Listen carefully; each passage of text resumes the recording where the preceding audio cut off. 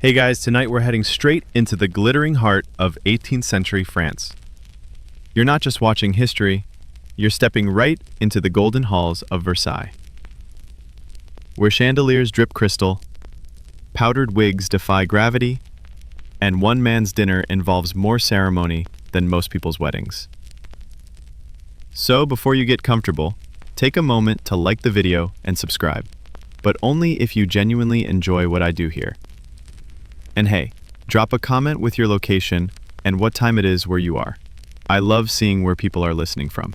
Now dim the lights, maybe turn on a fan for that soft background hum, and let's ease into tonight's journey together. You're standing in the Hall of Mirrors. It's early evening, the sun's last light glancing off 357 mirrored panels, and you're surrounded by silk, brocade, and people who haven't touched a doorknob in years. The air smells like beeswax and heavily perfumed nobles. Plus, just a hint of roasted meat drifting in from the kitchens, several football fields away. You, dear guest, have been granted the dubious honor of witnessing what is arguably the least efficient way to eat dinner in human history. You probably won't survive this. Not from poison or intrigue, though those are on the table too, but from sheer, unrelenting formality. This isn't grab a plate and dig in. No. You'll be expected to bow 3 times before dessert. You trudge behind a minor nobleman whose perfume enters the room 2 seconds before he does. Your shoes, polished within an inch of their lives, slide silently across the marble as you pass through endless corridors toward the grand couvert, the royal supper ritual, where the king eats publicly, because why not turn dinner into a spectator sport? You find your place at the edge of the dining area, among dozens of others. Only a few will sit. Most will stand, some for hours, just to catch a glimpse of the king chewing. Nobles jostle subtly for position. It's Versailles, so everything is theater. And tonight's performance stars bread, butter, and 27 mind-bending courses. The room glows. Hundreds of candles flicker in golden candelabras, casting warm halos on the ornate walls and ceiling murals of cherubs who are frankly judging you. It's hot. Not because of weather, but from sheer candle power.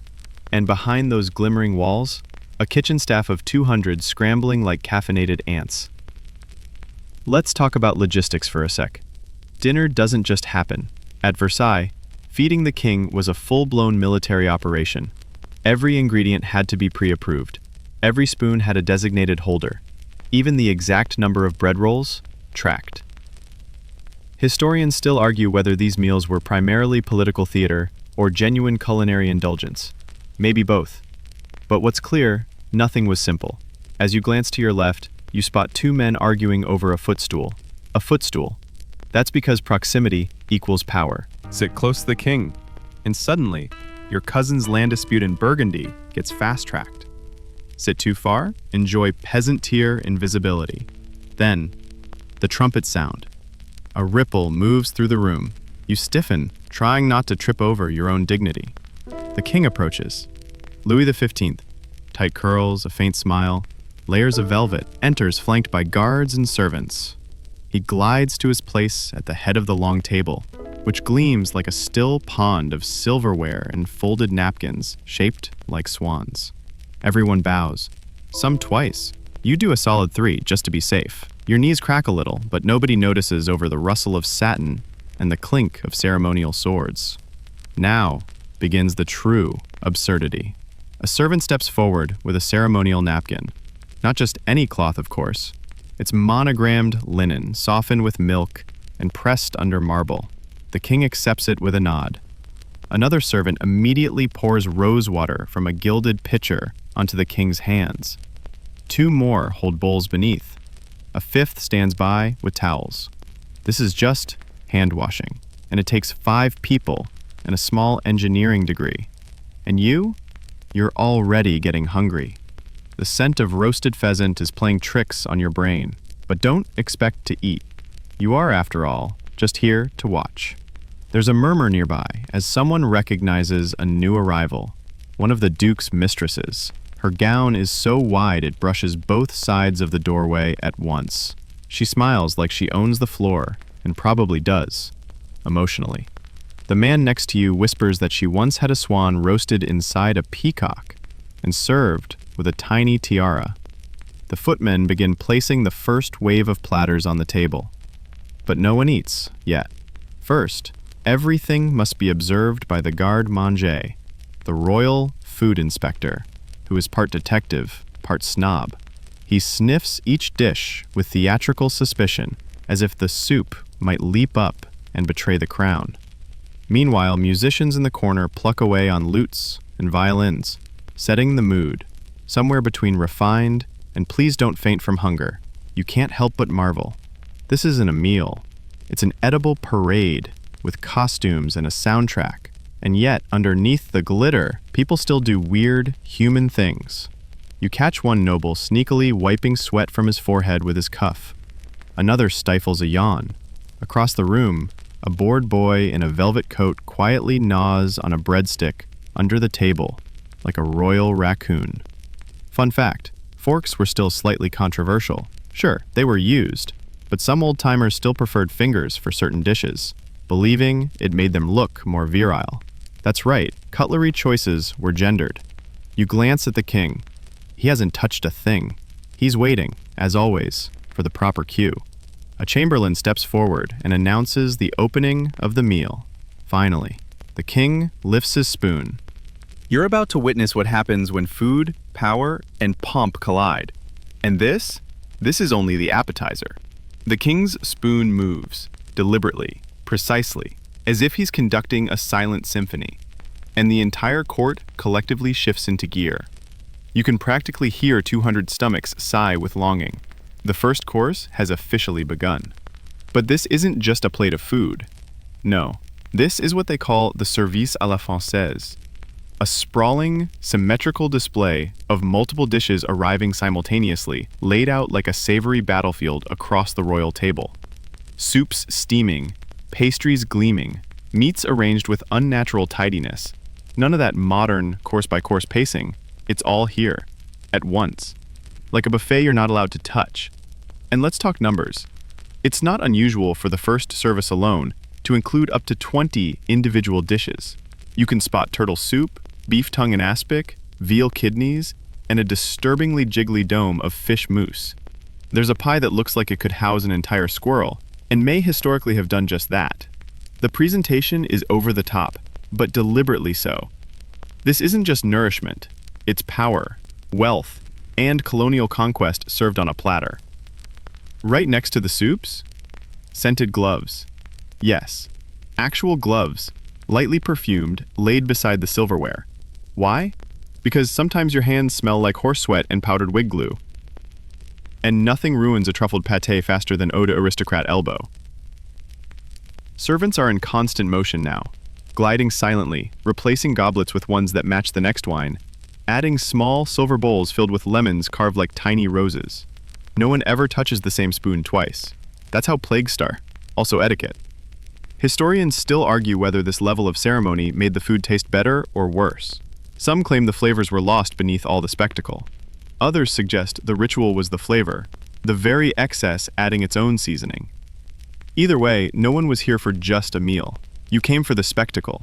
The food just happened to be extremely butter-forward. You watch one particularly elegant servant present a dish of creamy quenelles with such reverence, it's as if he's handling the royal baby. He even bows slightly before setting it down. No one reacts. This is normal. By now, the air is dense with scent, saffron, meat glaze, something vaguely floral and terrifyingly expensive. You feel your own stomach starting to get a little rowdy, but you remain still. You're part of the background. A curious statue. If you even sniff too loudly, someone might challenge you to a duel. Or worse, scold you in iambic pentameter. As the king lifts a piece of partridge with his gold-handled fork, the rest of the table begins to follow, slowly, with utmost restraint. You're watching a group of people pretend they're not famished. They chew with the elegance of ballet dancers and the facial control of poker champions. No one smacks. No one slurps. One wrong noise and you could be demoted to some distant rural post where dinners involve actual work. And remember, not everyone at the table is actually eating. Some nobles are simply here to be seen. They pick politely, arrange food on their plates like it's abstract art, and talk instead of chew. Speaking of talk, let's dive into the servant situation, because it's getting intense. There are dozens of them, some holding wine jugs, some fanning the room. One guy's entire job is to stand nearby in case someone drops a napkin. Another holds a small vial of vinegar in case a guest wants to refresh their palate mid-sip. That's right, vinegar, in tiny crystal, because apparently water wasn't dramatic enough. The king's personal taster already sampled everything in a separate, smaller chamber. And don't be fooled, that guy's job wasn't glamorous. Half the time he was testing for poison. If he dropped dead, well, c'est la vie, the king would switch to lentils. You spot something strange. A servant carefully heating a fork over a flame. Why? Because the king hates lukewarm bites. Each utensil must be exactly the right temperature, or someone's probably losing their job.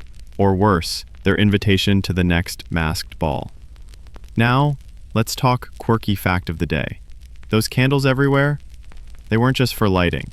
The wax was often scented with everything from lavender to ambergris, a substance harvested from sperm whales and prized for its musky aroma. Yes, whale goo made its way to the dinner table, via the air. The king gestures subtly, and new dishes appear, as if summoned by his eyebrows. A roasted capon stuffed with foie gras and black truffle is carried in like it's made of glass. A servant nearby whispers to another that the bird cost more than his father's vineyard. And still, the table groans under the weight of food. You glance at the edges of the room, where lesser courtiers fidget quietly, watching every move. Some won't eat it all tonight. They'll simply linger in hopes of catching scraps later, or currying favor by pretending to find the whole event very spiritually nourishing. Suddenly someone sneezes. It's a sharp little thing. A quick, elegant chew from a marquis with an upturned nose and a powdered wig that looks like it houses bees. Everyone freezes. A fork pauses midair. The room holds its collective breath. Was that aimed toward the breadbasket? Luckily, a footman swoops in with superhuman speed, removes the entire affected platter, and replaces it as if nothing happened. Crisis narrowly averted. Then, the king smiles, barely, and resumes eating. Conversation begins to bloom again. At Versailles, it's not just what you say, but when. You must speak between bites, never mid-chew, and your topics must be elevated. Politics, art, theater, that thing Voltaire said that no one really understood but we're all pretending to. You know, dinner. Still, you catch little snippets. I hear the Duc de Chartres had 3 swans drowned in port wine. The new sugar loaves from Saint-Domingue are divine, darling. Madame de Pompadour says the king's pigeon pâté made him cry again. Normal conversation, obviously. By the time the first wave of dishes is being cleared, only about 40 minutes in, you realize this is going to be a marathon, not a sprint. And you're only just beginning to understand how many people, rules, and rituals it takes to serve one-man dinner. You're still standing, somehow. Though your knees are starting to feel like boiled turnips, and your stomach is growling loud enough to attract attention from the marble busts. But it's fine. Everything's fine. You're witnessing a royal dinner at Versailles, technically history in motion, and hunger is just a detail. A deeply uncomfortable, slow-burning detail. Right now, something far more fascinating is happening.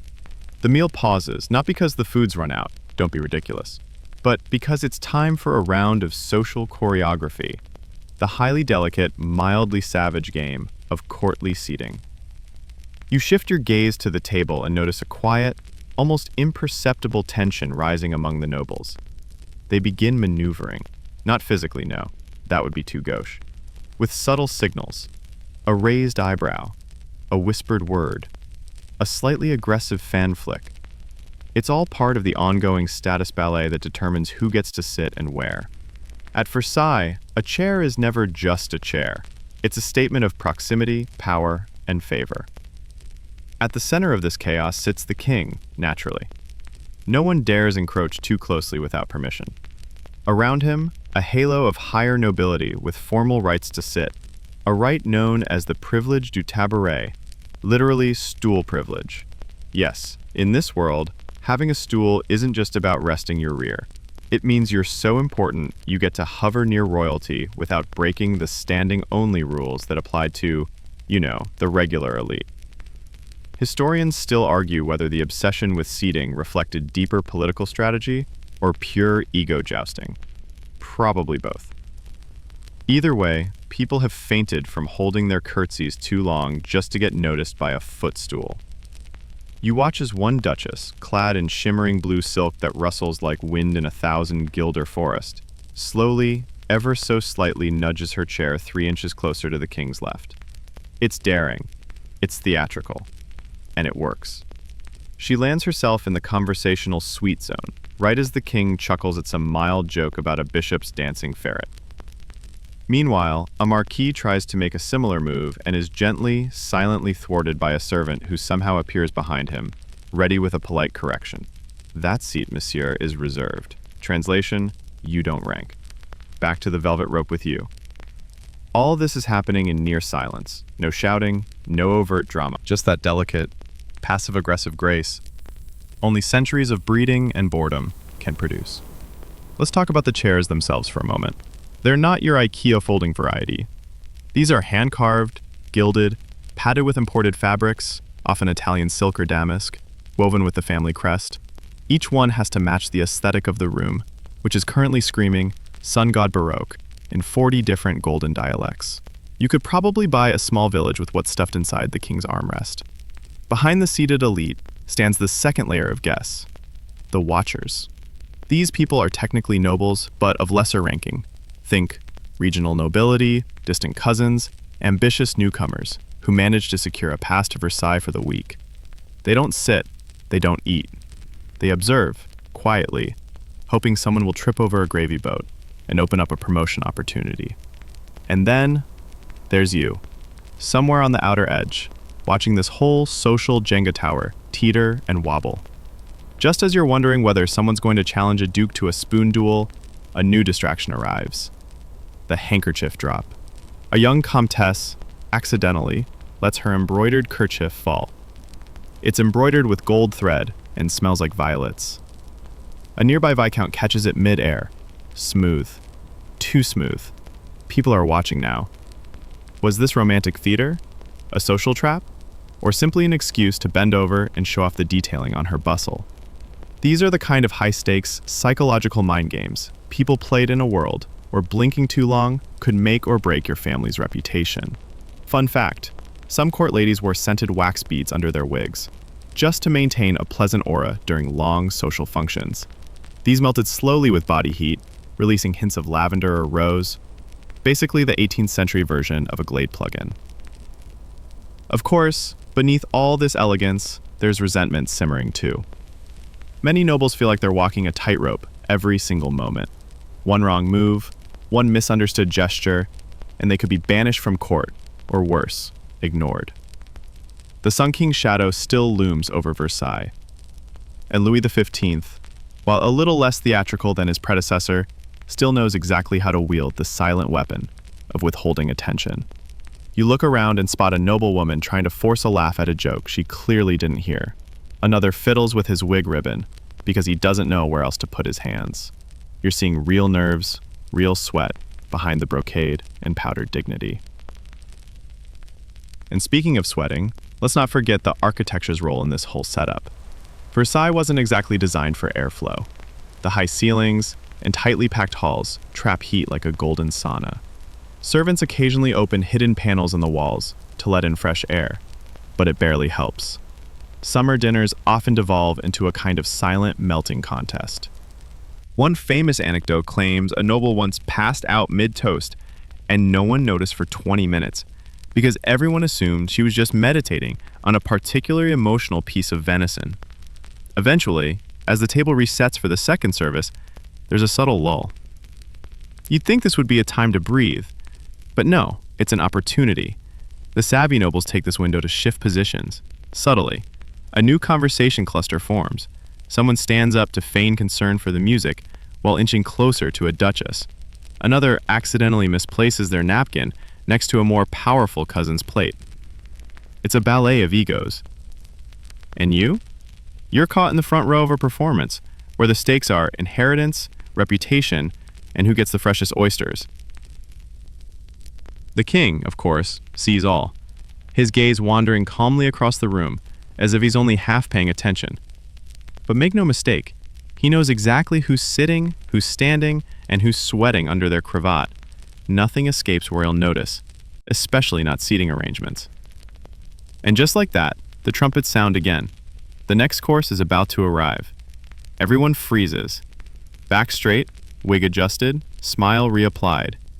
Time to pretend you haven't just been emotionally dueling over a wooden stool for the last 45 minutes. A hush falls again, which is impressive considering the room holds enough powdered nobles to staff an opera house. The footmen re-enter like synchronized swans, their silk uniforms pristine, expressions neutral, carrying, what's this? Rosewater pitchers? You blink. Ah yes, it's time for the ritual of the royal hand wash, and you're not ready for how dramatic it is. 2 steps forward comes the Grand Maitre d'Hotel, flanked by 4 attendants. One carries the rosewater, one holds a silver basin, one bears a warm towel, and the 4th, well, he's mostly there to hold the towel guy's dignity, probably. You lean slightly to see better as the procession arrives at the king's side. The water is poured with near reverence from a long-necked golden ewer, steam gently rising, scenting the air with floral hints and status anxiety. The basin catches the trickle. Then the king, who hasn't lifted a finger since the 1720s, offers both hands like a bored Roman statue. The towel appears. Dab, dab. Done. It's a 5-man job for something you do in 12 seconds at a truck stop. Welcome in Versailles. Now, you might think this is just for show, but there's a deeper reason behind the waterworks. Back then, eating with fingers wasn't unusual, especially when dealing with meat on the bone or artfully presented game birds. Even the finest cutlery events had wiggle room for finger dabbling, so hand cleanliness mattered, at least ceremonially. Historians still argue whether the elaborate washing rituals were genuinely about hygiene or more about reinforcing divine cleanliness, a way of saying, my hands are holier than yours, peasant. Either way, it's soap opera level drama, starring an actual basin. And here's a quirky tidbit. There were people who trained exclusively in the art of towel presentation. These guys practice flourishes. Some of them could snap a linen square into a swan shape mid-air. A few even got famous. Versailles influencers, basically, but for cloth. After the king's hands are purified, the rest of the table begins mimicking the ritual, though with far less fanfare. Tiny bowls appear at each place setting. You watch a marquis carefully dip just 2 fingers, pinky and ring, into his dish like he's trying not to wake a sleeping trout. A duchess beside him does something more dramatic. Wrists up, gentle shake, then dries on a monogram napkin with the flourish of someone who has never changed her own bedsheets. Of course, no one talks about the smell war going on underneath all this ritual. See, Versailles was fragrant, sometimes against its will. While it's true that aristocrats bathed more than peasants, they still operated in an era where full-on plumbing was for the gods. The palace had lavatories, sure, but you wouldn't want to use one unless your immune system was feeling particularly bold. To combat this, nobles layered perfume like armor. Everyone had their signature scent, and mixing was common. Lemon and clove, rose and musk. One guy, you hear someone whisper, once wore a scent made from crushed amber and beetle shells. Another was rumored to carry a pomander ball filled with mint-soaked horsehair. As you're inhaling, cautiously, a footman brushes by carrying a tray of linen napkins, all pre-warmed, folded in delicate triangles. Another servant follows, laying new knives and forks as the table resets for round 2. This time, the dishes are richer. You spot roasted boar with chestnut glaze, a glistening tureen of hare, and what looks suspiciously like a pastry shaped into a castle. It's so detailed, you're not sure whether to eat it or apply for residency. But again, the food must wait, because here comes the king's taste tester. And this man looks like he has seen some things. His face is blank, professional, but you can tell he sniffed enough funky cheese and fermented fish to have developed a 6th sense for danger. He performs his ritual in silence. Sniff, touch tongue, Dab mouth, nod. It's all clear, for now. Historians still can't agree how many poisonings were actually thwarted by taste testers. Some think it was mostly symbolic, an insurance policy for appearances. Others believe it worked just enough to justify the risk. Either way, imagine applying for that job. Hi, I'm extremely expendable and have no food allergies. When do I start? After the ritual sniff-nod routine, the king finally lifts his fork again. This time it's duck à l'orange, the real kind, not the soggy, reheated version you get in sad buffets. This duck has been basted hourly, stuffed with herbs that don't even grow in France anymore, and plated on porcelain so thin it probably whispers when touched. And now, the court follows. 100 forks begin to rise, delicate, rehearsed motions, no clinking, no stabbing. Just the silent, deadly dance of nobility, pretending this is all totally normal. One nobleman across the table stares a little too long at his reflection in the soup spoon. You can see the existential dread wash over him as he remembers his unpaid debts, an emotionally distant father. Then, just like that, he blinks it away and comments on the marvelous paprika blend. You take a mental step back. This whole dinner isn't just a meal, it's a staged symphony. Every movement choreographed, every pause timed, every laugh vetted. You half expect someone to lean in and whisper, "We're actually actors, and this is your royal hazing." A violin begins to play somewhere behind you. It's soft, melancholy, a solo, maybe improvised. You spot the musician, a young man in powdered white, expression blank, eyes locked on his strings like he's playing for the fate of his ancestors. A nearby baron murmurs something about how the music brings out the warmth of the shallots. Sure, why not? Then, without warning, a cough. Sharp, dry, from somewhere behind the seated group. Everyone freezes. Again. You turn your head. A young noble has gone red in the face, handkerchief halfway to his mouth. A servant immediately whisks him out as if by magic. No one speaks of it. Ever again. That's the Versailles rule. Bodily functions equals treason. But back to the table. Dessert spoons are arriving. Wait, dessert already? Oh no. This is just the pre-dessert, known as the entremets, a mid-meal course of small delicacies, savory, sweet, or both. Think fried artichokes in lemon sauce, sugar-dusted tongue of veal, wine-jellied eggs. Yes, wine-jellied eggs. You do your best not to let your face betray your modern sensibilities. But inside, a voice screams. You shake it off. Because somehow, despite everything, you're starting to see the logic here. It's not just about the food. It's about ritual, about keeping boredom and rebellion at bay, with a full stomach and something fancy to look at. If your nobles are too full to stand, they're too full to scheme. And as the servants step forward to collect the used plates, gently, as if cradling babies, you realize that was just the warm-up. The first course is long gone. The air is thickened with perfume, poultry, and barely concealed ambition. And yet somehow, the main event has only just begun. You brace yourself as another silent army of servants emerges from the gilded archways. This time, they're carrying steaming tureens, glazed platters, and dishes so complex you half expect them to sing. The second service has arrived. The king, calm, composed, quietly chewing, gives no overt sign of enthusiasm. But make no mistake, this is the good stuff. Gone are the lighter entrees and delicate spoon-fed soups. Now come the roasted meats, the stuffed game, the dishes meant to test the limits of animal anatomy and kitchen architecture.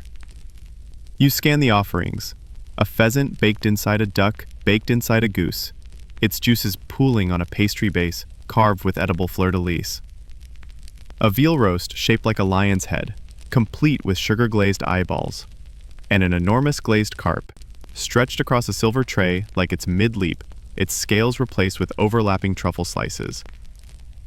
Historians still argue whether the sheer excess was ever meant to be eaten, or whether it was simply culinary propaganda, a declaration that French royalty could afford to make fish look majestic and inedible. You're just trying to stay upright. A servant passes you, balancing a dish of artichoke hearts stuffed with foie gras and saffron cream. The smell alone is enough to trigger an out-of-body experience. You briefly consider tackling him. You don't. The dishes continue flowing, placed with mathematical precision. A cardinal at the far end of the table mutters something about the duck not being as we had it last Lent, while a nearby count dabs his lips with a napkin so delicately you'd think he was brushing dust off a Fabergé egg. You notice something strange now: the pacing. The nobles aren't racing through their meals. They're pacing themselves. Because this dinner, it's an endurance test. You can't just dive into course 5 like a rookie.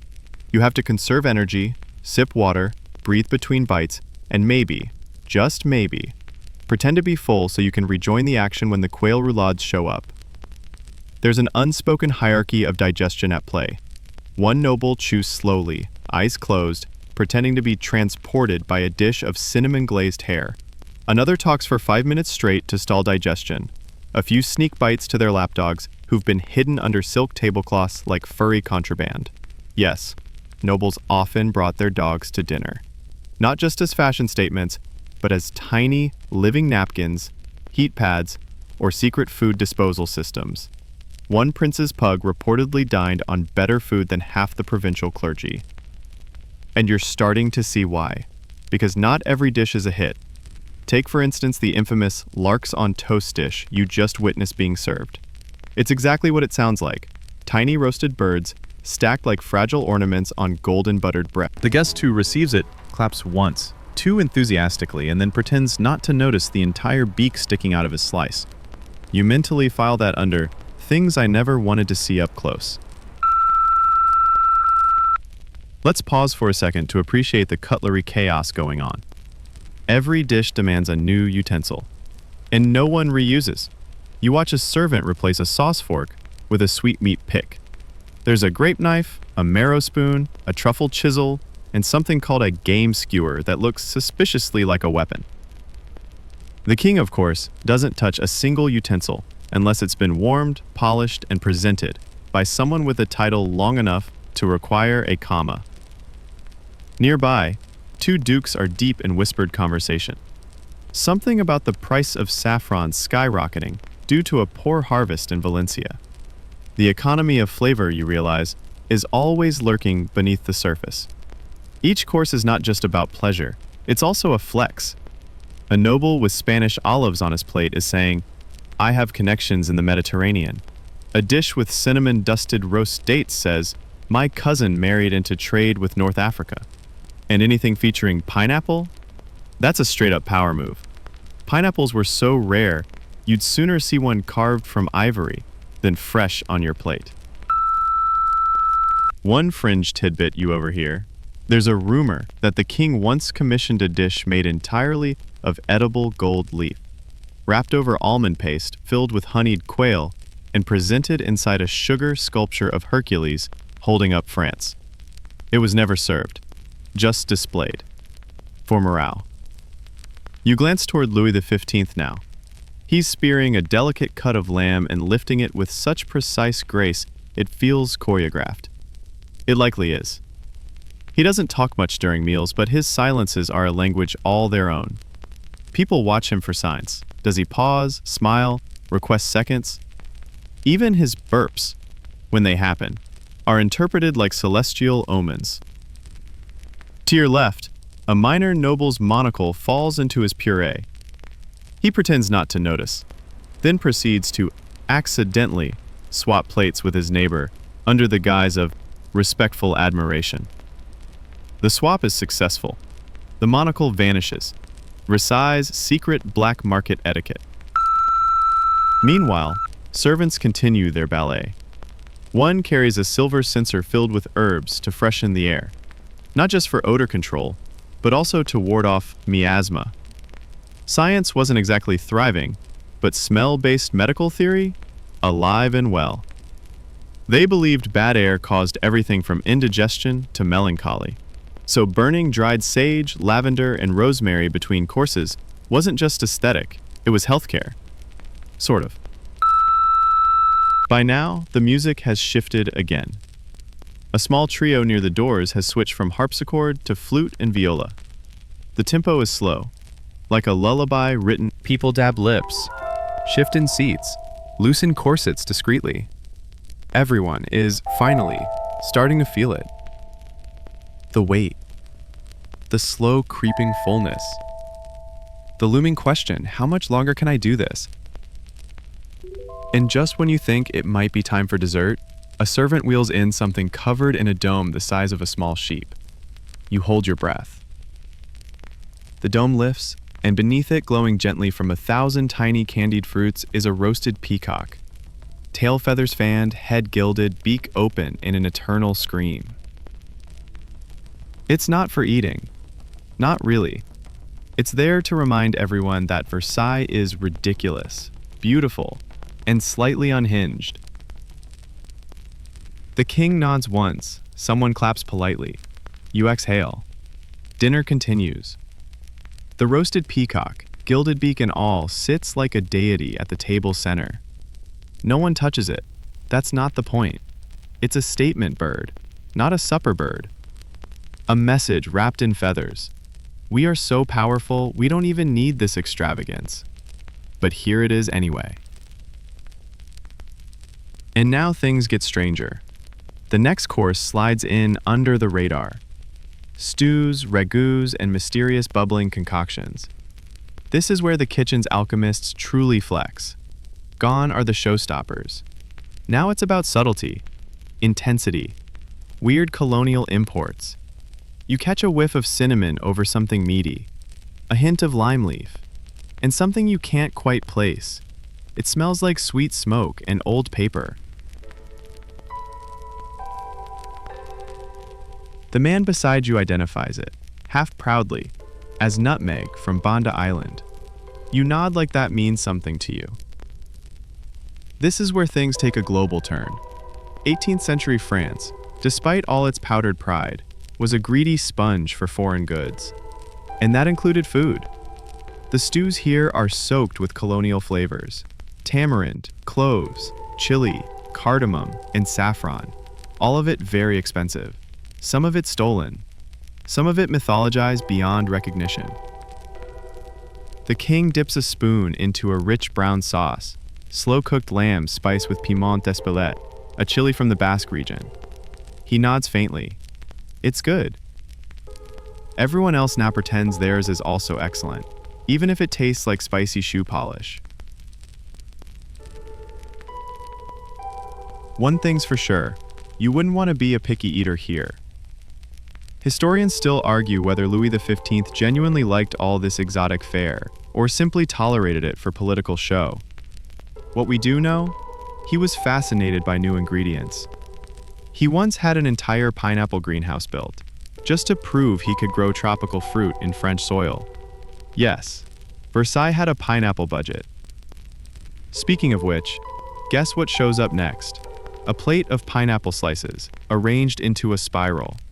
With sprig. You, of course, do not even look at it too long, lest you give away your commoner blood. You shift your weight. Your feet are numb, your ribs feel tight. You haven't eaten a bite, but somehow, you're psychologically full. And yet, the dishes keep arriving. Now comes a fricassee of snails, lightly simmered in garlic cream. Then salmon with orange blossom glaze. Then porcupine-shaped dumplings, their edges crisped into little spikes. Wait, porcupine? No, just pork. Relax. It's a joke dish, shaped like a porcupine stuffed with spiced meat, painted with squid ink for drama. One of the nobles explains that the king loves visual puns. Once, a dish of frog's legs was shaped into an actual lily pad scene. Another time, A cake was sculpted to resemble a sleeping lion, which was sliced in half mid-toast. Let's not forget the dining entertainment woven into this entire event. Every few minutes, something happens. A violinist wanders the room, a poet stands and delivers a short sonnet about how love is like custard. At one point, an actor in Roman garb appears and performs 3 lines from a Molière comedy, then bows and vanishes again like a food-themed ghost. It's not just a dinner. It's a rolling, open mic night for aristocracy, and the theme is, "Look how cultured I am," while holding a fork. And if you think this sounds exhausting, you're correct. One lady in coral pink appears to be nodding off mid-bite. A discreet servant adjusts her posture from behind, preventing a faceplant into her stew. Another guest begins humming along to the chamber quartet. A viscount 2 seats away is counting how many almonds he can fit into his napkin folds without being noticed. He's at 9. You're impressed. Let's hit today's fringe fact. Among the king's more obscure habits was his occasional request for invisible soup. This was a broth so clear, so perfectly strained, it looked like warm water, made only with veal bones, egg whites, and, according to one record, the vapor of 3 herbs waved near the pot but not added to it. Why? No one knows. Maybe it was a health tonic. Maybe he was trolling the chefs. But they made it and served it with reverence. The political weight behind every bite is still sinking in. Here, what you're served reflects who you are. Are you trusted with the rare saffron rice? You must be well connected. Did your plate get the carved fig centerpiece? Someone likes you. Were you offered only the boiled potatoes? Yikes. Might want to check if your cousin insulted someone again. Every bite is a metric of status. Even the timing of when you're served carries meaning. Get your dish first? You're in favor. Get it last? You're being punished. Get skipped entirely? You're probably on your way out, socially, politically, or both. And still, Louis XV chews on calmly. A kind of power move in itself, because finishing a meal, that's for hungry people. But just as the room begins to sag under the weight of sauces and self-importance, a commotion. A silver spoon clatters to the ground. All eyes snap toward the sound. A minor noble, a young man in 2 tight breeches, has dropped his utensil mid-reach. Silence. The king looks up, and then, graciously, waves his hand. A servant replaces the spoon, the noble bows, the crisis passes. But the message lingers. Everything here matters, even the fall of a single spoon. You check the time. No clock, just the wax level of the candles slowly melting down, like calorie counters made of flame. You're deep into the meal now, deep into the heart of a system where food is diplomacy, dinner is theater, and every quail breast carries a message. And just when you think it might finally slow down, someone whispers, "They're bringing out the tongue pie." You weren't hallucinating. The phrase tongue pie was real. Whispered by a courtier in powdered blue, his face a mix of anticipation and mild fear, like someone about to confess something to a priest and an executioner. From the far doors, a team of servers marches forth, carrying what appears to be a large, steaming, golden brown pie. Decorative crust spirals outward like a sunburst, and little vents on the top release puffs of savory-smelling steam. It's a showstopper, a statement, a pastry-wrapped power move. The tongue pie arrives in front of the king first, naturally. It's sliced with ceremonial knives, not regular knives, ceremonial ones, with ivory handles and tiny lion heads. And yes, inside the crust, tongues. Several. Calf tongue, duck tongue, even reportedly flamingo tongue, which makes you wonder what poor kitchen intern had to chase down a flamingo for dinner prep.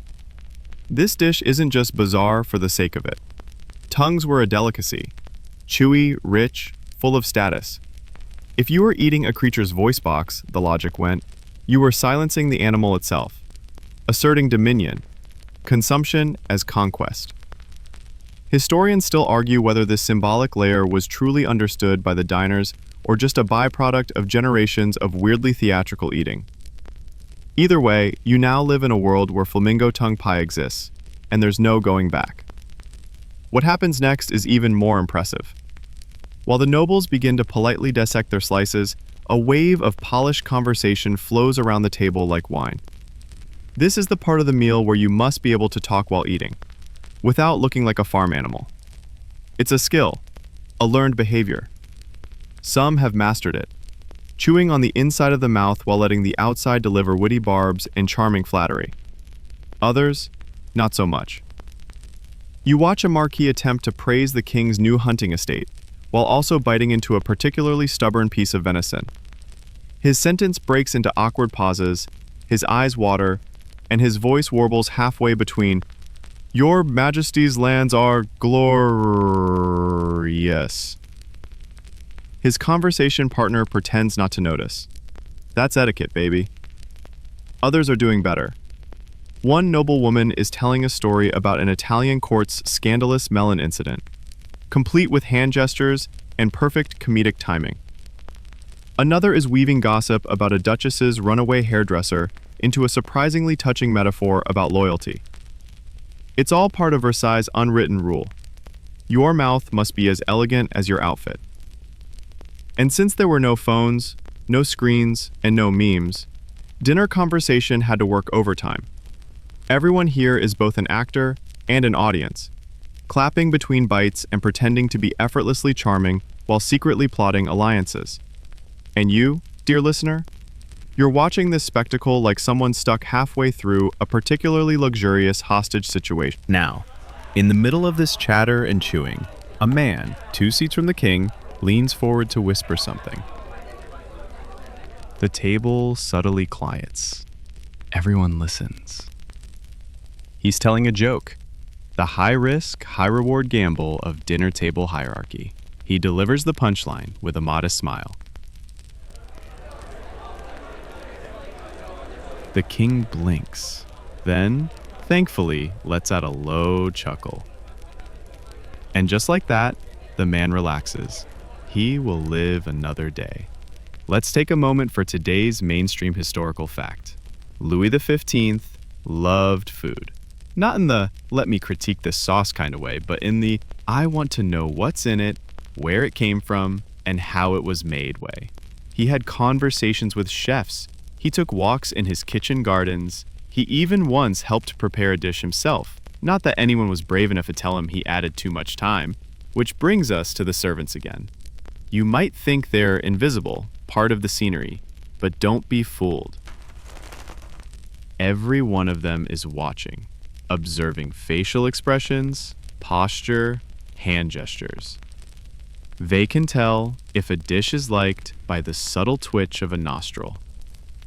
One servant is rumored to have memorized every guest's chewing speed, adjusting portions accordingly. It's creepy. It's impressive. It's Versailles. One fringe tidbit whispered near you.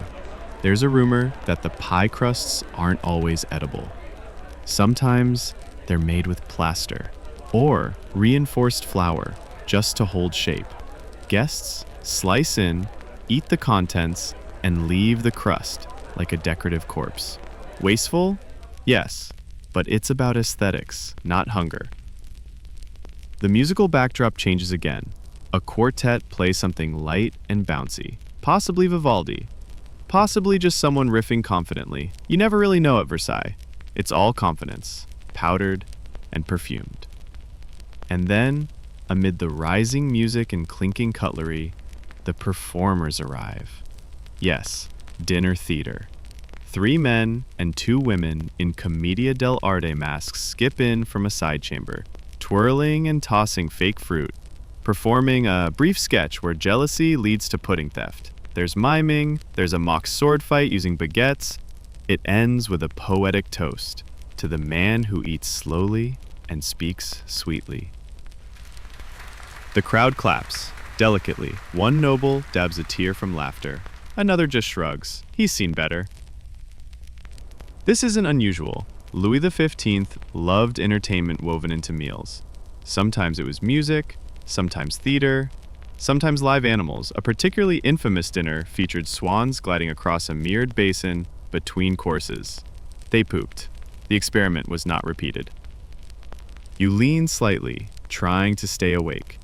The flicker of candlelight, the hum of harpsichord, and the low murmur of people pretending to care about stuffed mushrooms. A preventative measure. Versailles is all about managing human frailty with maximum discretion. Then comes the palate reset course, small plates with pickled radish, sour cherries, lemon rind and vinegar, and, oddly, tiny mint leaf sandwiches. Meant to wake you up, clear your taste buds, and signal that more is coming. You overhear someone mutter, "Only 15 more dishes." You cannot tell if they're joking. But you're in deep now, and so is everyone else. This isn't about appetite anymore. It's about commitment. It's about making it to the final bite without collapsing or offending anyone's gravy pride. The king lifts another forkful. You follow his gaze, and that's when you realize the next course includes something flaming. Because, yes, things are about to get flambéed. There's a moment of hushed anticipation, like everyone collectively senses a change in the air. The candles flicker a little harder. A few nobles sit up straighter. One old duke leans forward and whispers to his neighbor, "Ah, the fire's coming." You feel it before you see it. A surge of heat, a tiny whoosh of blue-orange light, and then, there it is. Flames, licking the rim of a silver pan, dancing politely over a mound of something sugary and sculpted. A flaming dish, carried in by a pair of extremely serious-looking footmen who walk like they're handling volatile treasure. The room holds its breath. Yes, it's time for tableside flambé, 18th century style. Tonight's pyrotechnic offering? A baume glacé flambé au rhum, a frozen dome of molded cream, wrapped in meringue, doused in rum, and then literally set on fire. The fire chars the outer layer, leaving the ice cream inside cool and untouched, like dessert got dressed in dragon's breath. And the best part? It's not even dessert. Not technically. It's just the drama before the sweets. Because of course it is. You track the movement of the flames as they zigzag across the table, lighting up powdered faces and glinting offerings the size of plums. The servants extinguish the blaze with silver lids, poof. One by one, each guest gets a slice. And those who don't?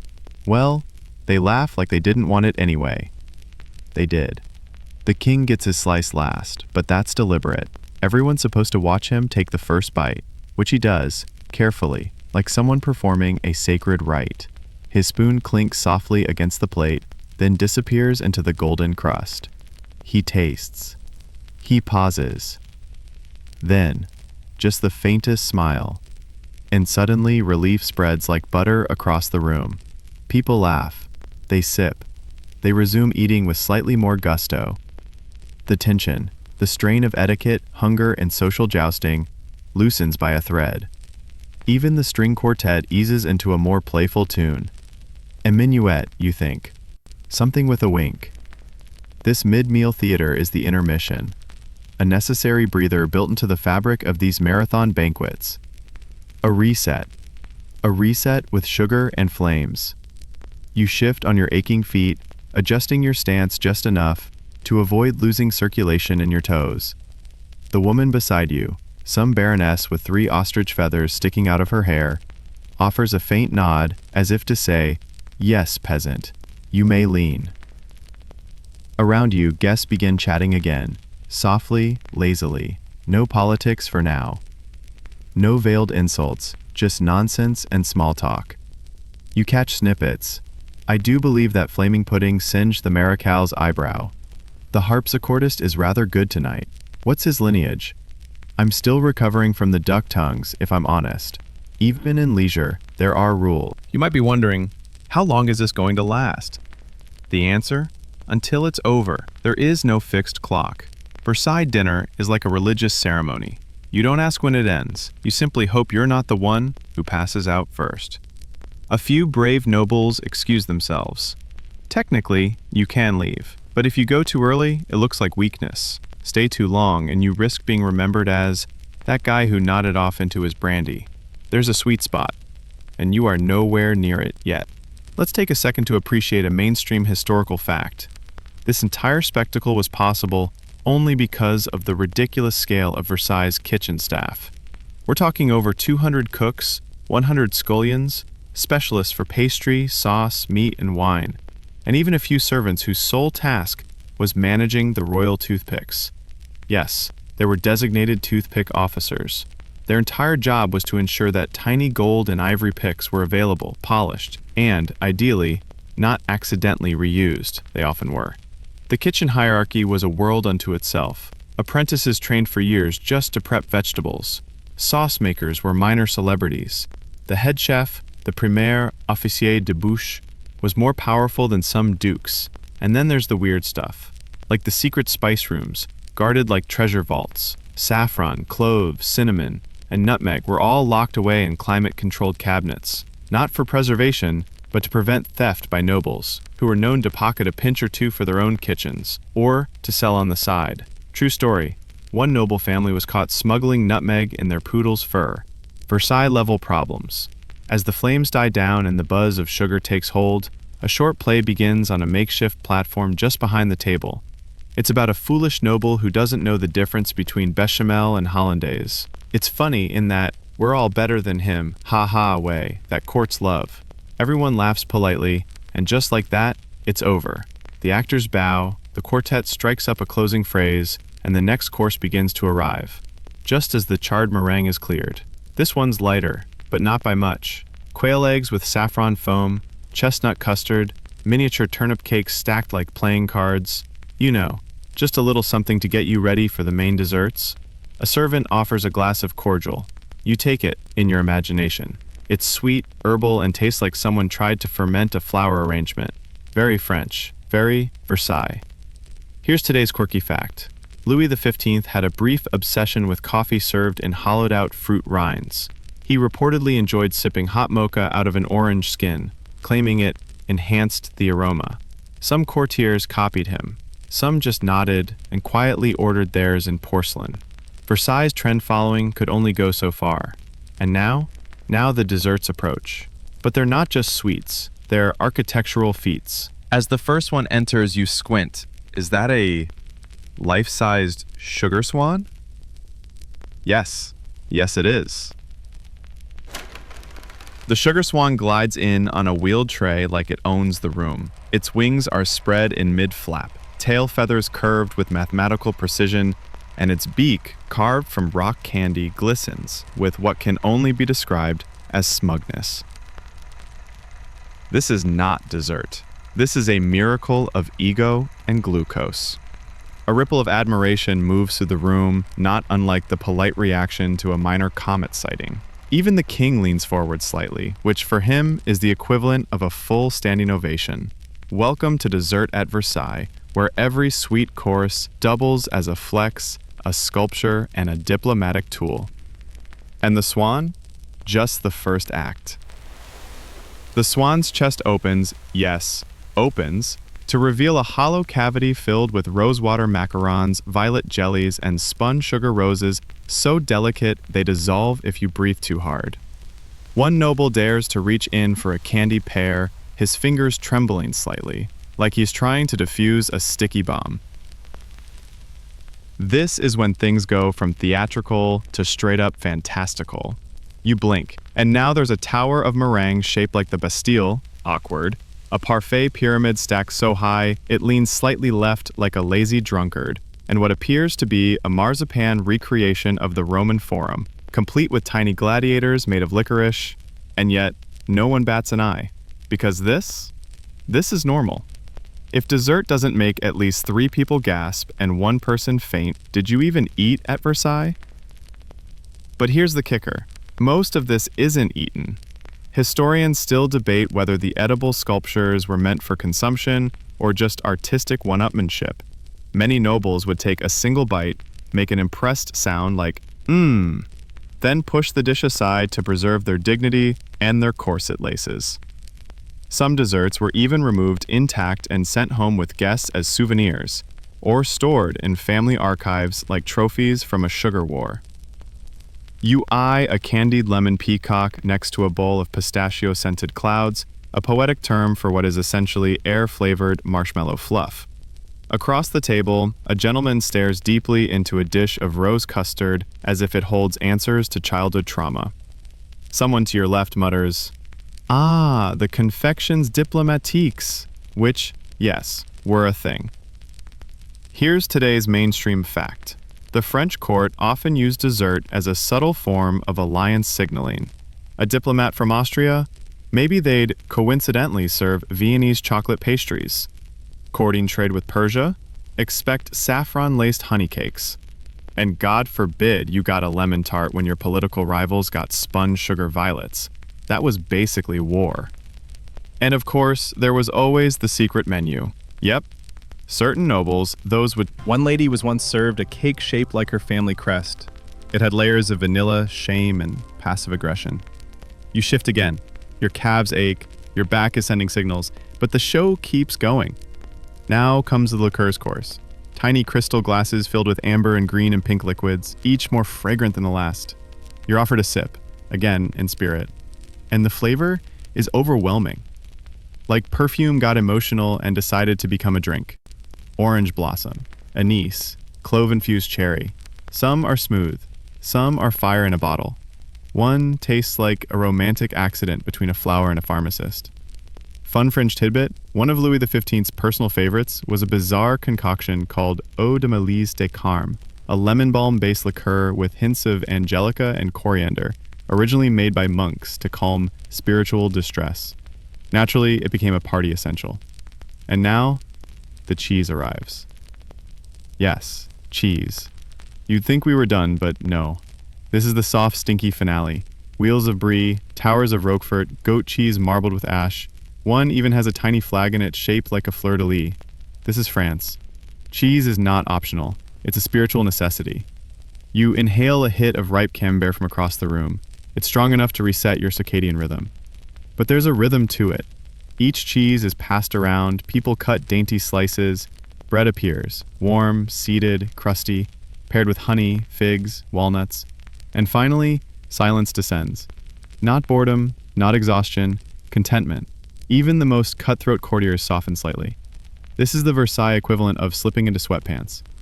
The musicians play a gentle, lulling air. The lights seem dimmer. Even the sugar swan's expression has mellowed from proud to slightly sleepy. Here's your quirky closer for the section. There was a brief moment in Versailles dining history when dessert menus were written as poems. Guests would receive parchment scrolls with rhyming couplets like, "Of cherries plucked in dawn's first light, we've whipped them soft and chilled them right." It was corny, it was pretentious, and naturally everyone copied it. You close your eyes briefly. Not because you're tired, okay, yes, partly, but because the scent of vanilla and cheese and history has become oddly comforting. The air buzzes with sweetness and spent ambition. You've made it through the sugar gauntlet. But it's not over yet. Because somewhere in the background, you hear the rattle of something heavy. They're bringing in the digestifs. The sound is subtle at first. A soft clinking, the muted thump of crystal decanters being set onto linen-draped side tables. Then, through the sugary haze, the servants appear again. This time, they're not carrying platters or pies, they're wielding bottles. Tall, ornate, intimidatingly sealed bottles filled with liquids in deep jewel tones. It's time for digestifs. This is the last stretch of the meal, the post-dessert, post-cheese, post-flaming swan cool-down phase. You know, the part where most people would be horizontal with their waistbands undone. But here at Versailles, that just means it's time to introduce cognac, eau de vie, chartreuse, and even stranger concoctions with names like Elixir of the Lilies and the Archbishop's Cough. A footman offers the king a tulip-shaped glass filled with a glowing amber spirit. Louis XV swirls it, sniffs it delicately, and takes the faintest sip. He doesn't flinch. That's how you know it's strong enough to peel paint. Around the table, nobles follow suit, some sipping politely, others taking slightly larger mouthfuls, like they're trying to forget that they've eaten enough food to destabilize a small country. Digestifs, by the way, are not for everyone. These aren't fruity cocktails or sweet sips. They're sharp, fiery, and often taste like someone distilled the concept of bitterness and mixed it with crushed flowers, old manuscripts, and a hint of rage. One baroness puckers visibly after her first sip of eau de noix, a walnut liqueur aged in barrels once used for vinegar. She laughs politely, then sets it down like it's a live grenade. Her neighbor, unfazed, requests a second pour. You're watching people pretend they're not dizzy. You're also watching the final power moves. This stage of the meal is when the social climbers make their last plays. Subtle flattery, well-placed compliments, maybe even a request for a hunting invitation. It's like closing arguments at a trial, but everyone's slightly tipsy and covered in powdered sugar. And yes, mistakes happen here. This is the moment of the classic mid-feast mishap. A noble rises to bow too deeply and knocks over a glass of raspberry liqueur. It spills like royal blood across the embroidered tablecloth. Gasps. Silence. The man freezes somewhere between apology and cardiac arrest. A servant rushes in. The table resets in under 30 seconds. The king doesn't even blink. But the noble will feel that stain in his soul for weeks. He'll probably write poetry about it. You've noticed something else too. As the room fills with fumes of sugar, alcohol, and candle smoke, the performances get weirder. A man in green velvet recites a short fable about a goose that thinks it's a man. Everyone claps. A woman in a powdered wig shaped like a ship softly sings a folk lullaby from the Loire Valley. Someone giggles inappropriately. Someone else tears up. It's the digestif phase. Anything goes. Let's pause for your mainstream historical fact.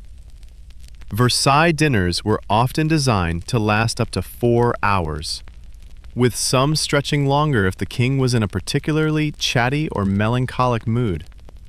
The entire event functioned as a full-body rehearsal of obedience, and food was simply the prop.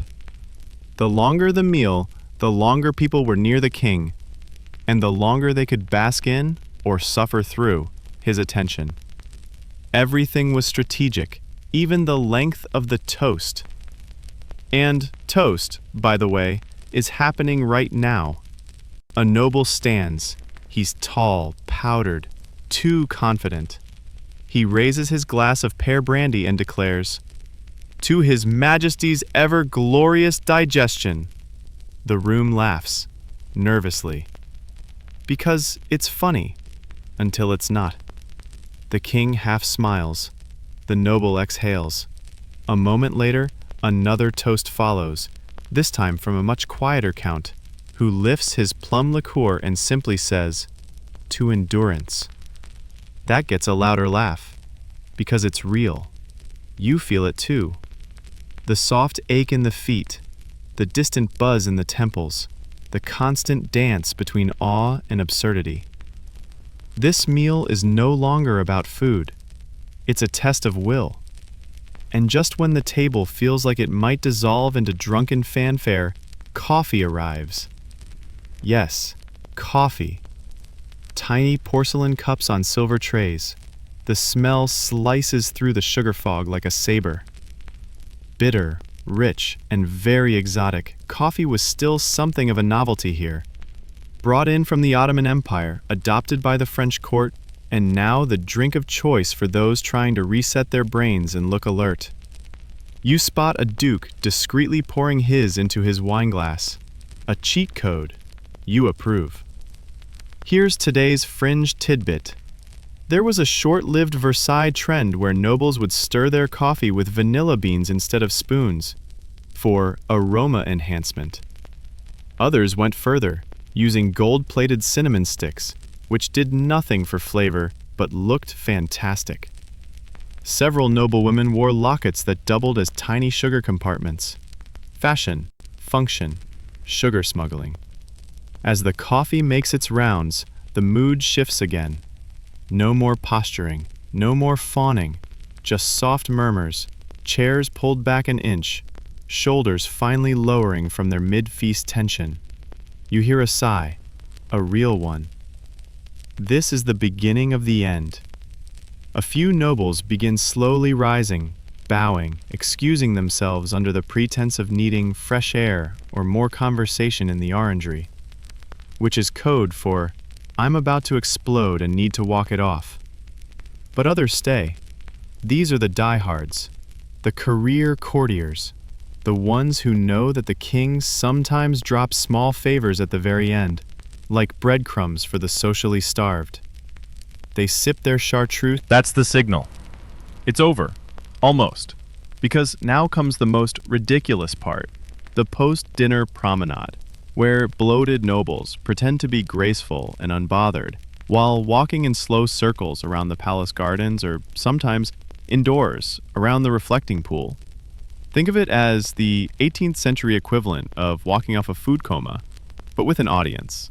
And guess what? You're about to follow them. Because watching 200 overfed aristocrats attempt to glide is comedy gold.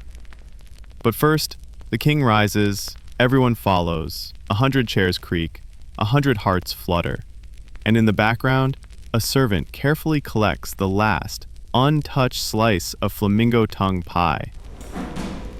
The king stands, and suddenly, so do you. Or rather, everyone stands, at varying speeds, and with varying degrees of intestinal regret. There's a subtle ripple of motion, like a tide of silk and satin, rising in slow, uncomfortable unison. Welcome to the post-dinner promenade, where everyone pretends they didn't just consume a week's worth of calories while wearing what amounts to historical shapewear. You follow the flow. It moves like molasses in brocade. The noblemen and women spill out of the grand dining chamber and into the Galerie des Glaces, the Hall of Mirrors. You've never seen so much reflection. Literally, the mirrored walls bounce candlelight around like a glitter bomb exploded in a cathedral. You can see your own face a dozen times, and each version of you looks slightly more bloated and socially intimidated. This is Versailles after dinner, digesting in luxury, gossiping in code, walking in pre-choreographed lines, so no one crashes into each other and causes a political incident over a stubbed toe. Let's talk etiquette here. You're not allowed to walk too fast, because that's vulgar, and you certainly can't lean on anything. Chairs are only for those invited to sit, remember? Even walls are a no-no. One lady fainted once, and ruined a tapestry. Never again. As you move through the corridor, you hear the low murmur of voices. Not excited, not bored, just managing. People discuss the weather, the latest operas, someone's scandalous glove color from last week. It's all very neutral. But underneath it, there's maneuvering.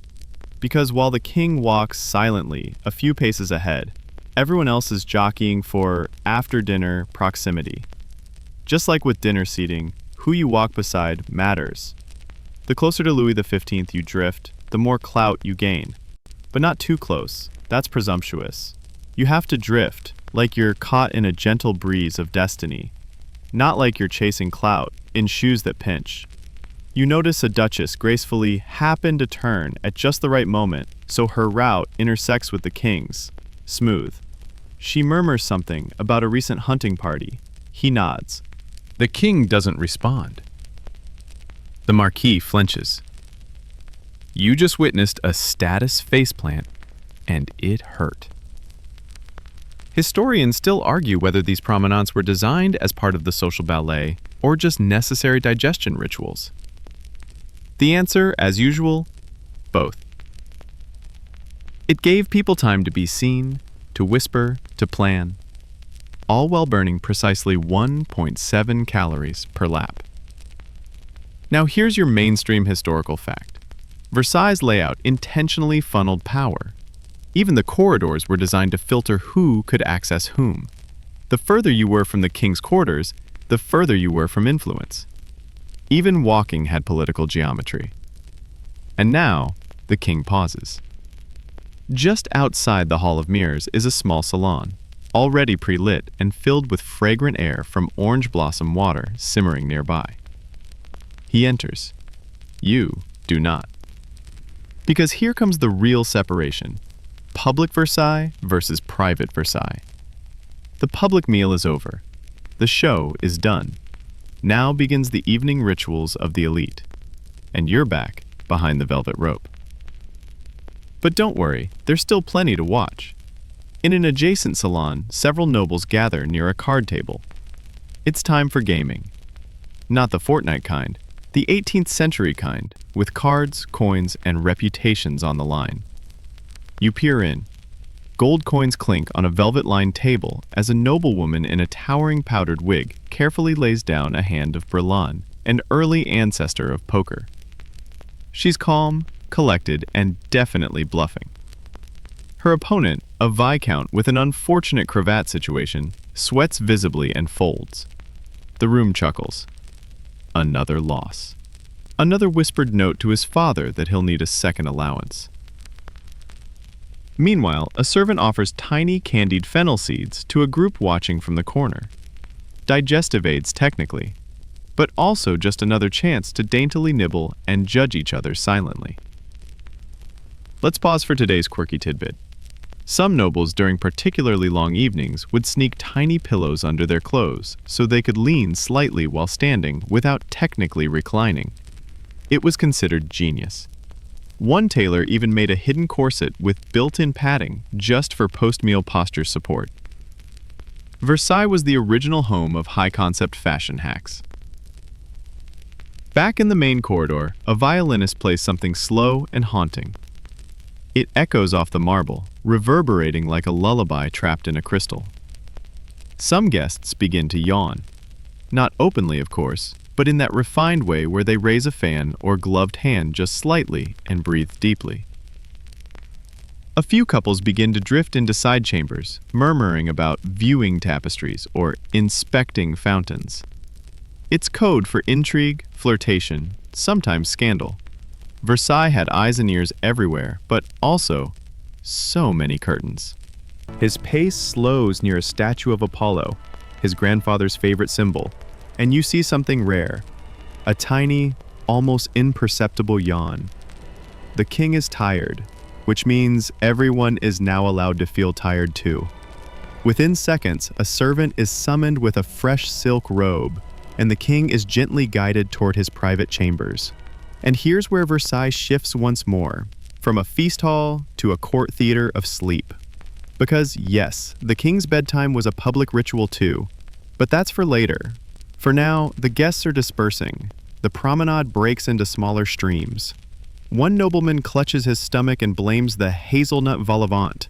Another quietly removes his wig and fans his scalp like a battle-weary general. You take a breath. Your feet are pulsing. Your mind is swimming in candied almonds and political one-liners. And as the last few nobles drift into the glowing maze of salons, someone taps a glass, softly. A single toast, gentle and unassuming. To the night and the quiet it brings. The clinking fades, so do the lights. The halls are dim now. The polished marble that once gleamed under hundreds of candles has softened to a muted glow, as though even the palace itself has slipped into something more comfortable. You trail behind the final pockets of nobles like a ghost, drifting through this after-dinner hush that hangs over Versailles like a silk veil. But make no mistake, while the grand meal is finished, the night is not over. Because now you're entering the realm of personal tastes, private indulgences, and whispered negotiations behind brocade curtains. Welcome to the post-feast phase, where courtiers unwind, alliances are cemented, and a few very lucky people receive special dishes from the royal kitchens. The secret midnight menu. You overhear it first. A page boy whispers to a well-dressed lady-in-waiting, "The duke's tray is ready." A moment later, a discreet servant appears with a covered silver dish and a goblet. It's not ostentatious like dinner. This is intimate, quiet, exclusive. Some nobles you see are too important, or too particular, to stop eating when the king does. These aren't leftovers. These are personal orders. Special dishes, known only to the recipient and the kitchen staff. Maybe it's a childhood favorite. Maybe it's a dish from their estate. Maybe it's something they can't be seen enjoying at the formal table. Tonight you catch glimpses. A bowl of creamy barley with pickled apples. Warm goat cheese on toast. A simple roasted pear drizzled with lavender honey. One woman requests a broth as clear as truth, whatever that means. The chef sends her consommé in a crystal cup. She sips like it's poetry. Here's your mainstream historical fact. The royal kitchens often operated well into the night, producing these personalized meals for high-ranking courtiers and royal favorites. The staff worked in shifts, and specific chefs were assigned to individual noble households, sometimes passed down across generations like trusted family retainers. One chef reportedly cooked only pigeon for 30 years. His hands never touched a fish. This secret supper culture gave nobles something invaluable: privacy. No audience, no stage. Just familiar dishes, familiar servants, familiar power. Exercised behind closed doors. In a world where everything was public, a small plate of cheese with fig jam could feel like rebellion. You notice another noble receiving a covered bowl, which, upon gentle unveiling, reveals something incredibly simple: plain rice with cinnamon milk. He closes his eyes and breathes it in like incense. It's his comfort food. In that moment, this man, who earlier applauded a flaming sugar swan, is just a guy, craving warm carbs and no judgment. Let's jump to your fringe tidbit. There was once a secret list of dishes banned from formal meals because the king found them undignified. Among them, garlic sausage, onions cooked in wine, and, tragically, pickled eggs. But those rules didn't apply after hours. These taboo dishes thrived in the shadows, passed from tray to tray, like edible contraband. Back in the salons, a few conversations continue. A trio of nobles sits near a fire, sipping warm spiced wine and playing a quiet game of questions. An old pastime, where each person poses a philosophical or political dilemma. Tonight's round includes: if you could only save your title or your reputation, which would you choose? Would you dine with your enemy if it meant peace? Is dessert more powerful than prayer? The consensus: yes. Others simply recline. Gently. Finally, one noblewoman has removed her shoes beneath her gown and is massaging her own calves with a candied lemon slice. Another is eating sugared almonds from her purse, like a raccoon in pearls. No one stops her. It's after dinner now. The rules get blurry. A servant offers you, again spiritually, a sip of warm verbena tea. Light, earthy, a digestive herb meant to soothe. It was a favorite of many at court, especially those who knew that while gossip and diplomacy are satisfying, bloating is universal. And just when you think the palace might finally go quiet, a commotion, gentle but unmistakable. The sound of soft running footsteps over marble. You turn. A servant in livery hurries past, followed by another carrying, of all things, a pie in a gilded box. Not just any pie, the king's late-night favorite. Rumors swirl about what's inside. Some say a simple chicken and leek tart. Others, historians still debate how much of Louis XV's dining habits were genuine preference versus performance. Some argue he genuinely loved simplicity, a soft-boiled egg over gold-crusted pheasant. Others say he ate strategically, favoring rustic dishes at night to project humility. The truth is probably somewhere in between.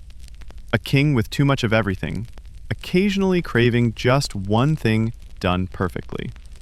And maybe that's what this section is about. After all the fire, feathers, and flambe, after the symphonies and soufflés, the palace shifts back into something quieter, something more human.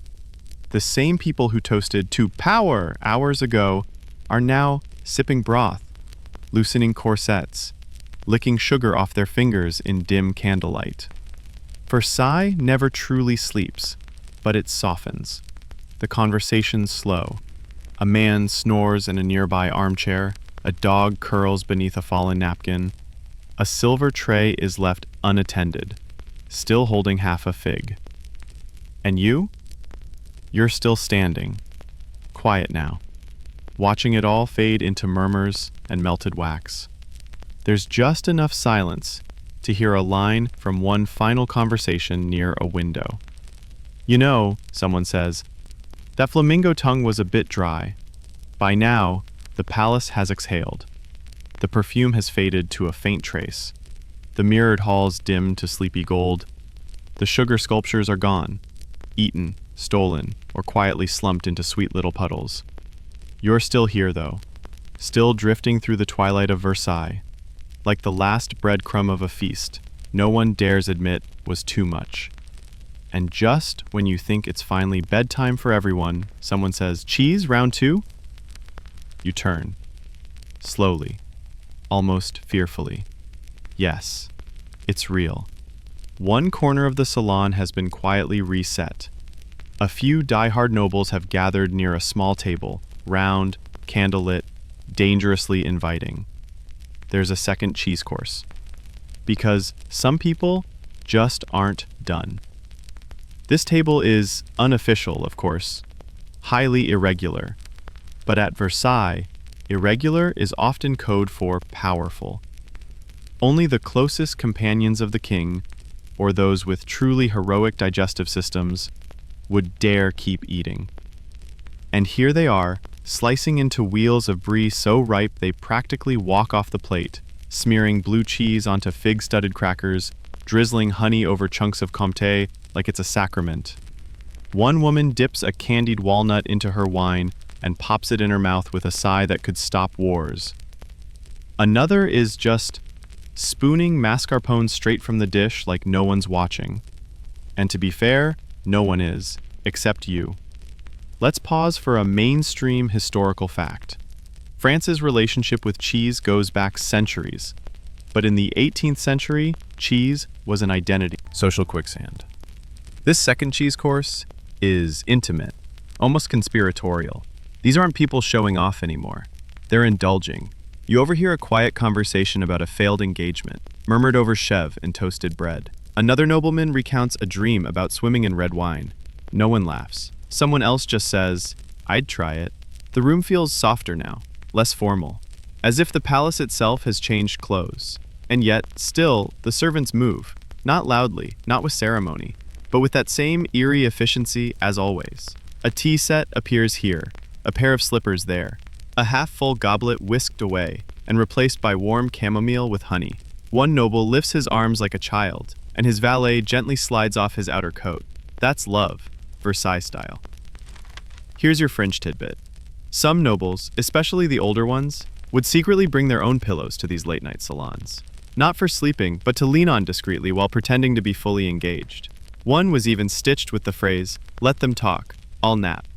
It was confiscated. Rebellious softness was a step too far. Across the room, an impromptu duet begins. Not loud, not performative. Just two musicians, one on lute, the other on flute, seated on a low couch, weaving melodies like lazy smoke. It's a lullaby for aristocrats. One noble hums along. Someone else taps a ringed finger on their knee in time. This isn't for show. This is after show. And still, the fire burns low in the hearth. The candelabras flicker. A woman tucks her feet beneath her gown and whispers something about marshmallows, which don't exist in their modern form yet, but someone fetches burnt sugar foam anyway. Close enough. You glance out a window. The moon is high now, and the palace gardens beyond stretch out in silvery silence. All those fountains, all those hedges, finally resting. Even the statues look tired. Someone passes with a tray of miniature fruit pastes, tiny squares of pear, quince, and apricot, glistening like stained glass. You feel your stomach say, "Absolutely not." But your heart says, "Just one." That's Versailles logic. And then, the strange final transformation begins. The nobles around you, once stiff-backed and rehearsed, begin to shed their layers. Not in scandal, but in softness. One removes a hairpin and lets her curls fall. Another kicks off polished shoes and rubs his feet on the rug, like a child who forgot he's wearing silk socks worth more than a servant's salary. A baron lays down, using his folded cloak as a pillow. You catch a glimpse of his face. He looks human, for the first time all evening. Here's your quirky closer for this section. It was rumored that in the deepest hours of night, the king would sometimes ask for a glass of warm milk and honey, the way a village child might. Not wine, not brandy, just milk. served in a simple hand-thrown cup. Not gold, not porcelain, the kind of humble comfort no royal title can improve upon. No one dared mention it publicly. But in the kitchen, it was called le lait de minuit, midnight milk. The most secret drink in France. You can almost imagine it now. Louis XV, alone, finally unbuttoned, sipping warm milk while 300 people silently orbit his gravitational pull of power, politics, and puff pastry. And as your eyes drift across the salon, half-sleeping nobles, forgotten biscuits, music drifting like breath, you realize this part of Versailles is more vulnerable than anything that came before. The feast is finished, but the night has one more story to tell. The palace is nearly asleep now. You can feel it in the air, in the softened candlelight, in the subtle way the staff has vanished into shadow. The halls that once roared with the clatter of cutlery and titles are hushed, velvet-draped, and yawning into silence. But not quite. Not yet. Because deep within the royal apartments, another ritual is unfolding. The king's coucher, his bedtime ceremony. And like everything else at Versailles, it's less about rest and more about ritualized control dressed up as luxury. Louis XV doesn't simply yawn and call it a night. No, he must be put to bed. With witnesses. You find yourself just outside the Petite Galerie, peeking through a gilded doorway as the final phase of the day begins. First, the king re-enters, now dressed in a long embroidered robe, soft slippers, and a high lace nightcap that somehow still screams absolute monarchy. Around him, a hand-selected group of nobles waits quietly, carefully chosen for this intimate moment, to witness the king transition from daylight god to slightly sleepy god. He nods, and the first attendant steps forward to remove the sash. Then another, to present the linen shirt, already warmed over a bed of coals. Another to pull back the sheets, which have been scented with lavender and lightly pressed with iron rods so the folds fall just so. Even his pillow has a designated fluffer. This is bedtime by bureaucratic ballet.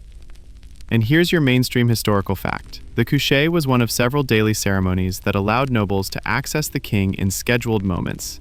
Morning rising, lever, evening retiring, coucher, and everything in between. These rituals created gateways to favor. A well-timed comment while the king changes into silk could win your family a vineyard. A misplaced compliment during sock removal, social death. And so, while Louis XV prepares to sleep, the nobles take their final stabs at visibility. You hear one murmur. Your Majesty's complexion glows even by candlelight. Smooth. Another offers a sealed envelope, probably a letter of petition disguised as casual bedtime correspondence. Classic. The king gives little reaction. He is tired, but not unaware. Even drowsy, he's fluent in court code. A servant brings a final. This is the Versailles version of cozy. He sips, he sighs. The room collectively exhales. But you, watching from the edge of this carefully choreographed scene, realize something important. This isn't just a bedtime routine, it's a message. Even in his night clothes, the king is never truly off duty. He is watched, revered, commented on, performed for. He is the sun, and everyone else merely orbits, hoping not to drift too far or fly too close. And here's the wild part. He chose this. So did his father. So did his grandfather. Power, in this world, is maintained not through violence, but through visibility. You eat in public, sleep in public, exist in public. Your body becomes national property. And yes, even your digestion is symbolic. You think back to that plate of flamingo tongue, that flaming dessert, that sugar swan, all consumed not in private hunger, but in political theater. And now the curtain finally falls. The king rises once more, steps toward his state bed, a gilded masterpiece of crimson velvet and towering canopy. He climbs in with deliberate grace, every motion a final, silent command. A servant draws the curtains. Another snuffs the final candles. And just like that, he sleeps. Sort of. Because outside his chamber, the nobles remain for a moment longer, bowing one by one before turning away, retreating into the velvet maze of their own rooms, their own stories, their own soft-bellied secrets. You follow them, quietly, past the midnight hush of marble corridors, past statues that now seem less like gods and more like dozing butlers. The palace feels different now, like it's exhaling, like it, too, is allowed to let its guard down. And just when you think there's nothing left to see, no more food, no more fuss, one last door creaks open. A servant steps out. In his hands, a silver dish with one remaining pastry, a forgotten tart, apricot, slightly overbaked, slightly sad. He doesn't eat it. He just stares at it for a moment, then smiles, then quietly sets it down on a windowsill and walks away. You linger behind, alone, surrounded by the distant tick of antique clocks, the whisper of silk slippers, the invisible weight of 1,000 whispered deals, swallowed complaints, and sugared lies. Versailles, at last, is asleep. And even here, after all the ceremony, after all the roasted... The palace is wrapped in velvet stillness now. No footsteps, no string quartets, just the occasional creak of old beams above your head and the quiet sigh of tapestries shifting slightly in the breeze.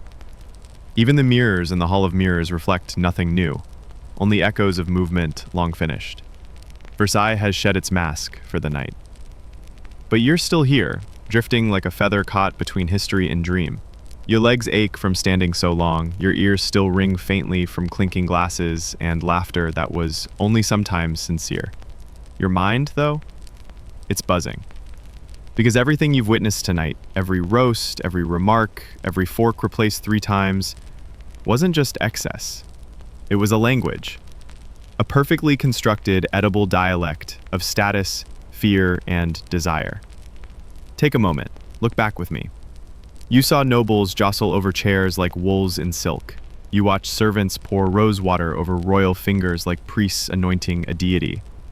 You heard operas mid-meal, jokes slipped between courses, gossip that came frosted and plated with tarragon glaze. You watched a man's entire future hinge on how well he handled a toasted almond. This wasn't dinner. It was a ceremony of control, disguised as duck à l'orange. Now, you're standing in the lesser halls, the ones without murals or mirrors. These are the corridors the servants use. They're quieter, simpler, realer. You see a bowl of discarded orange peels on a table, a single slipper abandoned under a bench, a folded napkin someone used as a pillow. And still, this strange Versailles rhythm continues. Somewhere behind a wall, a marmiton, a junior kitchen worker, is cleaning copper pans from dinner, whistling softly. He'll sleep for a few hours, then start again before sunrise. Roast birds with creams, carve fruits into shapes they were never meant to become. You pass another room. Inside, a noble still dressed in dinner finery, curled under a tapestry, snoring lightly with a candied violet stuck to their cheek. Human, even now. Let's close with today's final mainstream historical fact. The daily meals at Versailles weren't just about feeding the king, they were the backbone of court politics. Being seen at these meals, being allowed near them, or even being denied access, it defined careers. Families rose and fell over a misplaced wine goblet or an overcooked pheasant. More alliances were formed over cheese trays than treaties. Here's your last fringe tidbit, too. At one infamous meal, a noble was caught trying to sneak food from the king's personal dish, not because he was hungry, but because he believed eating the king's leftovers would give him divine insight. It did not. He was promptly reassigned to the outer provinces, also known as where dreams go to die. And now? Now the kitchens are dark, the oven's cool, the table's cleared, but one more ritual remains. The final surrender. Sleep. The nobles, the musicians, the servers, even the king. Each dissolving into pillows, silence, and dreams that probably involve more flaming desserts than a therapist would recommend. You too find your spot, somewhere along the edge of all this grandeur. Maybe leaning against a velvet-draped wall, maybe curled up in the corner of a quiet antechamber, cradled by the fading scent of wine, wax, and cardamom. You don't need a gold bed, you just need a little quiet. And finally, it comes. Your eyes grow heavy, your thoughts grow slow. The king slumbers, the nobles exhale, the sugar swan is long gone, and you fade with the candlelight. And now, as the final echoes of Versailles' glittering excess melt into the hush of night, let your breath slow. You've walked among velvet shadows, followed candlelit processions, watched kings chew and nobles scheme over poached pears and flaming pudding, but that's all behind you now. The palace is still, the stories are done, and all that remains is the gentle rhythm of rest.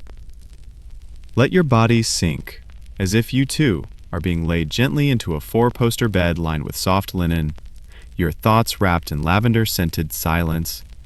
Let your muscles uncoil like ribbon. Let your mind, full of gold leaf and powdered wigs and sugar towers, soften into weightlessness. No more footsteps, no more whispers, no more trying to impress the room with the perfect cheese-related anecdote. Just stillness, warmth, and rest. Even in a place built to never sleep, even in a world where everything was performance, sleep still came for everyone. For kings, for kitchen boys, for guests standing quietly in the corner. And now, for you. So breathe. Let the moonlight keep watch. Let the halls fade. Let yourself disappear into soft, slow dreaming. The feast is over. The story is told. And you, finally, are full.